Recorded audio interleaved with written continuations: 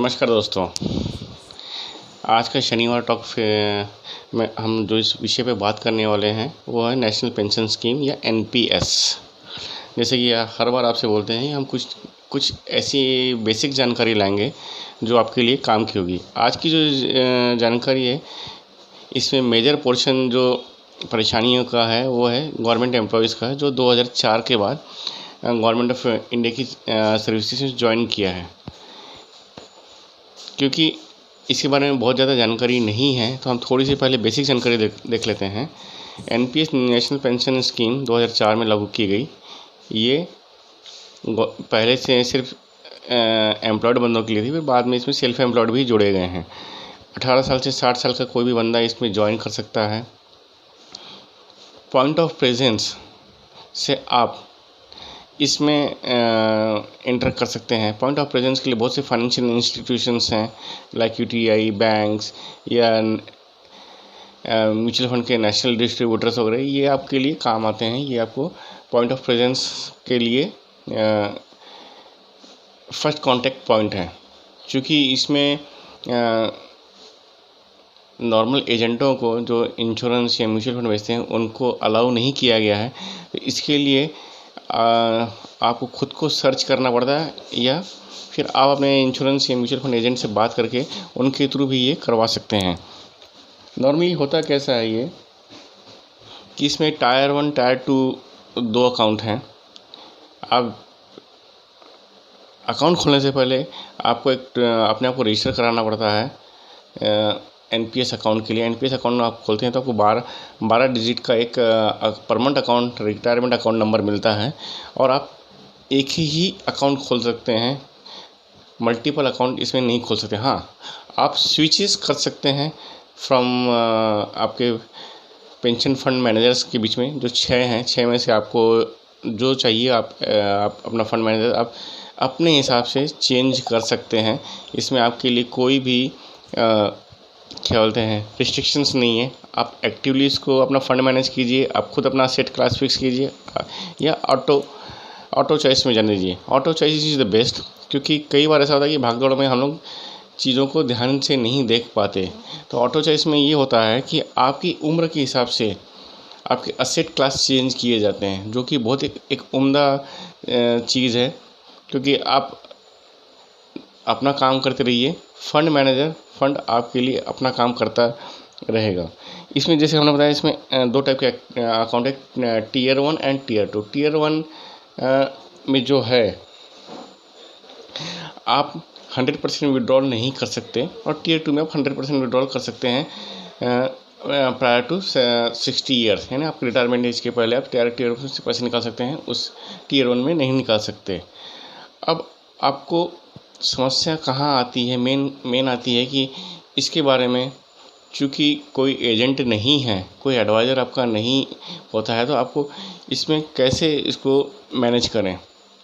तो इसको मैनेज करने के बजाय आप अपनी उम्र की प्रोफाइल देखिए। अगर आपने म्यूचुअल फंड में अपने रिटायरमेंट प्लानिंग में आपने अपने एडवाइज़र के साथ बात की है, या आपके वेल्थ मैनेजर के साथ बात की है, तो आपको ये एक चीज़ समझ में आ जाएगी कि आपकी एज प्रोफाइल के हिसाब से आपको कितना रिस्क लेना चाहिए, क्या लेना चाहिए। इसमें फ़ंड के चॉइसेस हैं कि आपको 100% जी सेक में जाना है, आपको कॉर्पोरेट बॉन्ड्स भी लेना है, आपको बैंक के कमर्शियल पेपर्स में जाना है, क्या है उसका पूरा स्ट्रक्चर देख लीजिए। अपने एज के हिसाब से इक्विटी और डेट का वो बना लीजिए। उस हिसाब से नहीं हो सकता तो आप अपने एडवाइज़र के साथ बैठिए, वो आपको इसमें सपोर्ट करेंगे।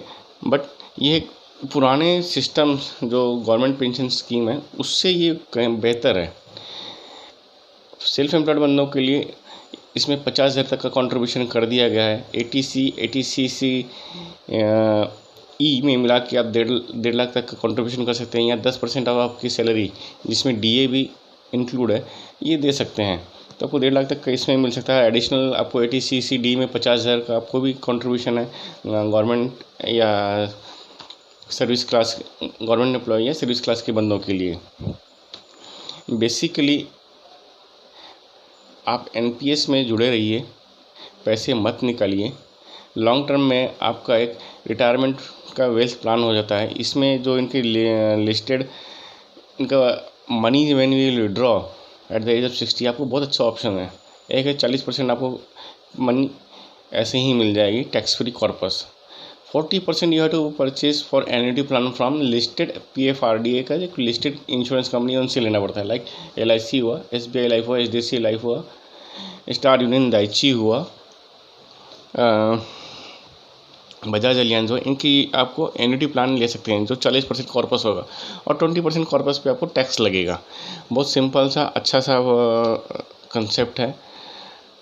आप चाहते ना चाहते हुए आप अपने फॉर्मेडेबल ईयर में जब आप कंट्रीब्यूशन में पैसा कमा रहे हैं तो ये छोटी छोटी कंट्रीब्यूशन आप मिनिमम कंट्रीब्यूशन करके अपना कर सकते हैं। अकाउंट फ्रीज हो जाए, किसी आपका नहीं पे कर पाएँ तो इसको डी फ्रीज करने के लिए आपको 100 रुपये की मिनिमम फ़ी है। आप 100 रुपये दीजिए, आपकी मिनिमम फ़ी के साथ आपकी अकाउंट डी फ्रीज हो जाएगा। आप फिर से कंट्रीब्यूशन कीजिए, बट आपका फ्रीज होगा अकाउंट तो इसका अर्थ ये नहीं कि आपका कॉर्पस बढ़ नहीं रहा होगा। क्योंकि ये मनी इन्वेस्टेड है तो कॉर्पस बढ़ रहा होगा, तो आप इसको फ्रीज मत होने दीजिए। साल का आप जो भी आप मिनिमम 1000 रुपये का कॉन्ट्रीब्यूशन कर सकते हैं करके इसको एक्टिव रखिए, करते रहिए। और ये अगर हमारी नज़रों में आप देखें तो आप अपने फंड मैनेज ना करते हुए ऑटो चॉइस में चलिए और अपने एडवाइज़र के साथ इस पर बात कीजिए। आपको डेफिनेटली बहुत अच्छा सोल्यूशन मिलेगा और आप जो फंड अपने रिटायरमेंट के लिए चाहते हैं उसमें ये आपको कॉम्प्लीमेंट करेगा, आपको निराश नहीं करेगा। क्योंकि आपको फंड चालू करके सब होने में कम से कम 15 से 20 साल का टाइम होता है। 15 से 20 साल का टाइम आपको अच्छा खासा रिटर्न दे जाएगा। इसी तरह हम अगले शनिवार टॉक में आपके लिए कुछ और नया बेसिक इन्फॉर्मेशन से रिलेटेड चीज़ लेके आएंगे। तब तक लाओ।